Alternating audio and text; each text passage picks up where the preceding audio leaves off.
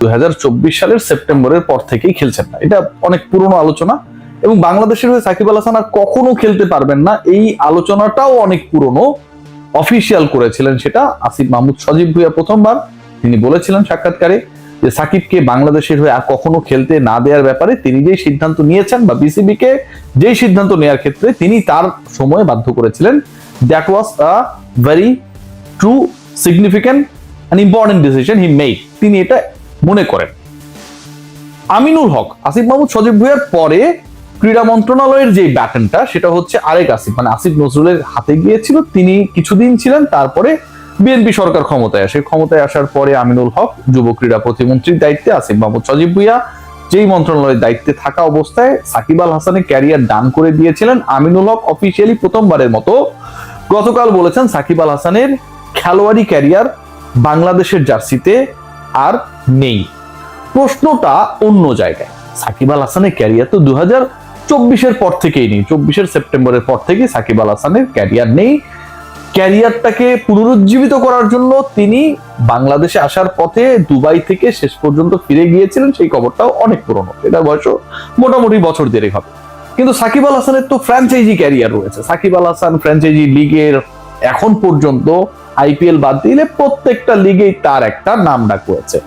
হয়তো সেই ইন্টেন্সিটিতে দলগুলো তাকে খেলায় অথবা খেলায় না, হয়তো সেই ইম্পর্টেন্স ওয়েতে সাকিব আল হাসান তার রোলটা প্লে করতে পারেন অথবা পারেন না। কিন্তু সাকিব আল হাসান আপনি যদি সিপিএল এ যান আপনি পাবেন, সাকিব আল হাসানকে আপনি যদি গ্লোবাল সুপার লিগে যান সেখানটাও আপনি পাবেন, সাকিব আল হাসানকে আপনি চলমান এলপিএলও যদি খোঁজেন এবং সেখানটায় বাংলাদেশ থেকে ডেলিগেশনই গেছে সাকিবকে কভার করার জন্য, স্পেশালি সাকিবকে আপনারা পাবেন।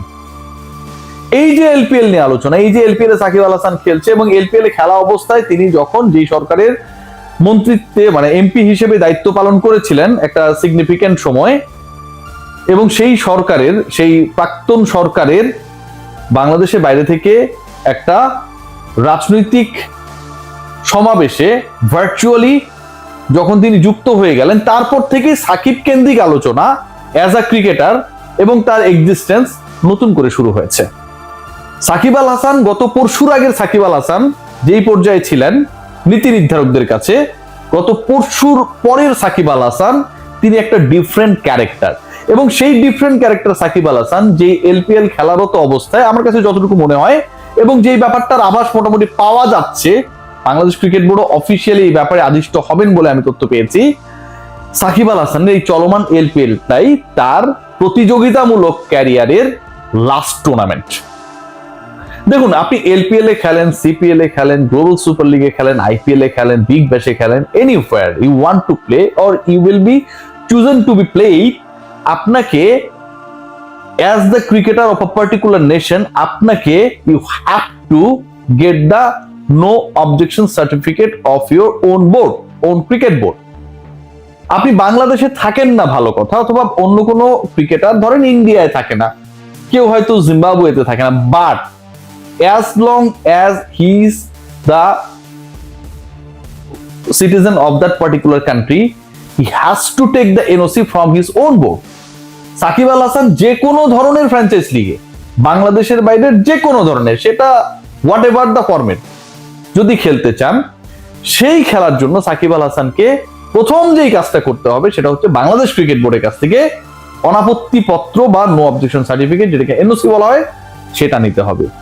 Bangladesh cricket board, Bangladesh cricket বোর্ডের যদি আপনারা লুক অ্যান্ড ফিল দেখার বা বোঝার চেষ্টা করেন, বাংলাদেশ ক্রিকেট বোর্ড মানেন আর না মানেন, এখানটা পলিটিক্যাল ইনফ্লুয়েন্সের জায়গাটা ভাই খুব স্পষ্টভাবে অতীতেও ছিল, বর্তমানেও আছে, ভবিষ্যতেও থাকবে।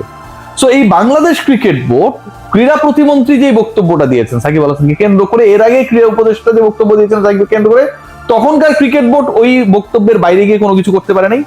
ক্রীড়া প্রতিমন্ত্রী আমিনুল হক যে বক্তব্য দিয়েছেন সাকিবের খেলোয়াড়ি যে অধ্যায় সেটা ডান ফর বাংলাদেশ, এখন এই বক্তব্য দেওয়ার পর বাংলাদেশ ক্রিকেট বোর্ড কি সেই দুঃসাহস দেখাবে যে এরপরে আরো একটা ধরেন কথার কথা দুবাই টি10 লিগ আসলো এবং সেখানটায় সাকিব আল হাসান বিসিবির কাছে এনওসি চেলেন এবং সেখানটায় নিজামুদ্দিন চৌধুরী সুজন ভাই তিনি তাকে অনুমতি দিয়ে দিলেন প্রেসিডেন্ট বা ক্রিকেট অপারেশনসের সাথে কথা বলে। সেটা কি মনে হয় যে এলপিএল এর আগে যখন তারা দিয়েছিলেন কিংবা সিপিএল এর আগে তখন যখন তারা দিয়েছেন সেরকম ইজিয়ার একটা ওয়েতে আর আছে?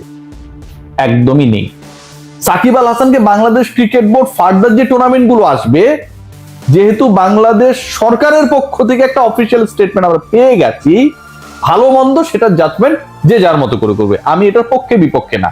খেলোয়াড় সাকিবকে আমি পছন্দ করি, ভালোবাসি, স্যালুট। মানে খেলোয়াড় সাকিবকে নিয়ে প্রশ্ন তোলার কোনো সুযোগ নেই। কে পছন্দ করলো না করলো সেটাতে আমার রিয়াসাত আজিমের কোনো কিছু আসে যায় না। কিন্তু সাকিব আল হাসানকে কেন্দ্র করে এখন যেহেতু একটা রাজনৈতিক নতুন প্লট নির্মিত হয়েছে, এবং সেই প্লটের বাইরে বাংলাদেশ ক্রিকেট বোর্ডকে আপনি ফেলতে পারবেন না। তো বাংলাদেশ ক্রিকেট বোর্ড তার ফ্র্যাঞ্চাইজ ক্যারিয়ারে বা ফ্র্যাঞ্চাইজ লিগে খেলার এনওসি দেওয়ার ক্ষেত্রে এই এলপিএল এর পরে ডেফিনেটলি আগের অবস্থানে থাকবে না। এবং যদি সেটা না থাকে, যদি না থাকবে না, মোটামুটি ডান, সাকিব আল হাসানের কম্পিটিটিভ ক্যারিয়ারটা এই চলমান এলপিএল লঙ্কা প্রিমিয়ার লিগ থেকেই শেষ। কেউ বিশ্বাস করুন আর না করুন, সাকিব আল হাসানকে যারা খেলা দেখেছেন এবং সাকিব আল হাসানের খেলা নিয়ে আসলে যারা অনেক বেশি এক্সাইটেড, একটা ম্যাচে বাকি রয়েছে ফাইনাল, যেখানটায় তাওহিদ হৃদয় সাকিব আল হাসান একই দলে রয়েছেন, এটাই according to my sense, my realization এবং according to my sources, this is going to be the last competitive match Shakib Al Hasan যেটা বাংলাদেশ ক্রিকেট বোর্ডে এনওসি নিয়ে খেলতে যাচ্ছেন। Let's see what happen. তবে এই সাকিব আল হাসানকে নিয়ে আগের অবস্থানে গভর্নমেন্ট কোনোভাবেই নেই। আগে যে অবস্থানটা ছিল, যে আমিনুল হক বিভিন্ন সময় বলেছেন যে তারা যদি তাদের দোষ ক্ষমা চায়, ভুল ত্রুটির ব্যাপারে যদি তাদের মধ্যে ওই অনুশোচনা হয়, বাংলাদেশ সরকার কোনো অ্যাথলেটের বিরুদ্ধে না, তিনি তার একটা সফট কর্নার বিলং করেন সাকিব আল হাসান বা মাশরাফিদের ক্ষেত্রে। সো ওই জায়গাটা এখন আর নেই। সাবেক প্রধানমন্ত্রীর যেই রাজনৈতিক সমাবেশে সাকিব আল হাসান অংশ নিলেন, আমার কাছে মনে হয় যে এই মুহূর্তে যেই গভর্নমেন্ট রয়েছে এবং এই মুহূর্তে বাংলাদেশে যে বিরোধী দল রয়েছে অ্যাজ ওয়েল, তারা মনে করেন যে this Shakib is a different character এবং এই Shakib he could be a threat in the upcoming future politically for them as well. এটা আমার রিয়েলাইজেশন, আমার অবজারভেশন, সেটা নাও হতে পারে। কিন্তু এই সাকিবের যে বাংলাদেশের ক্রিকেটে অথবা বাংলাদেশ ক্রিকেট বোর্ডে এনওসি নিয়ে ভবিষ্যতে কোনো ধরনের ফ্র্যাঞ্চাইজ লিগে খেলার ন্যূনতম সুযোগটা থাকলো না, সেটা 100% ডান হয়ে গেছে আমিনুল হকের ওই বক্তব্যের পর। এবং আমিনুল এবং সাকিবের যে পারস্পরিক বিরোধী অবস্থান এবং যেই অবস্থানটাকে কেন্দ্র করে বাংলাদেশ ফরেন মিনিস্ট্রি ইন্ডিয়ার কাছে চিঠি পর্যন্ত লিখেছে, আমি আবারও বলছি যেটা হচ্ছে সরকার টু সরকার, পলিটিক্স টু পলিটিক্স, আমরা এটার মধ্যে নাই।